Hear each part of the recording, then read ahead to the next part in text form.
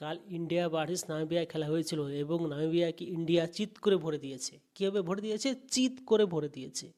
হ্যাঁ, 93 রানে চিৎ করে ভরে দিয়েছে টিম ইন্ডিয়া নামিবিয়াকে। এবং ইন্ডিয়া একটা সোজাসুজি মেসেজ দিয়েছে পাকিস্তানকে যে তুমি আসো, তোমাকে 193 রানে হারাবো। এবং পাকিস্তানকে ইন্ডিয়া যতক্ষণ না হারাবে, ইন্ডিয়া কিন্তু স্বস্তিতে নিঃশ্বাস নিতে পারবে না। কিবার পাকিস্তানকে 10 উইকেটে হারাবে ইন্ডিয়া সে ধরনের একটা টার্গেটেই আছে। তো ইন্ডিয়া বলেছে যে আমাদের তো খেলতে হবে পাকিস্তানের বিরুদ্ধে, এবং পাকিস্তান কি করবে? ছুঁড়ে বল করবে। তা ছুঁড়ে যখন বল করবে, নামিবিয়ার কেউ আছে নাকি ছুঁড়ে বল করার মতো? আসো।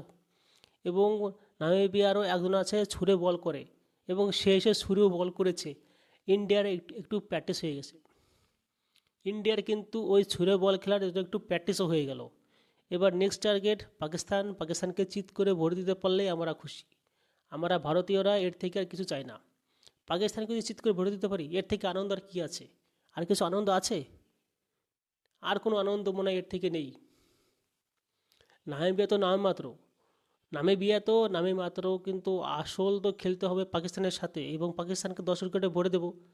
7 বার দিয়েছি, এবার ভরে দিলে 8 বার হবে।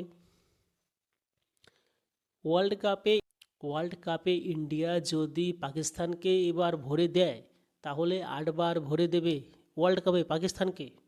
এর থেকে খুশির খবর আর কি আছে?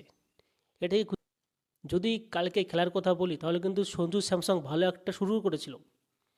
একদম বিধ্বংসী মেজাজে কিন্তু সঞ্জু স্যামসংকে কালকে দেখতে পাচ্ছিলাম, কিন্তু ভুলবশত সঞ্জু আউট হয়ে যায়। আউট হওয়ার পরে ঈশান কিষান সে দায়িত্ব নিতে শুরু করে। ঈশান কিষান তারপরে একদম আগুনের মতো জ্বলে উঠতে উঠতে ঈশান কিষানের ইনিংস দেখে মনে হয়েছিল আপকি বার 300 হয়তো পার হয়ে যাবে। আউট হওয়ার পর থেকে কিন্তু ইন্ডিয়া আস্তে আস্তে গুটি যেতে শুরু করলো, এবং সেটা কিন্তু শেষ পর্যন্ত 200 হবে কিনা সেটা একটা চিন্তা ছিল, কিন্তু শেষ পর্যন্ত 200 রান করলো।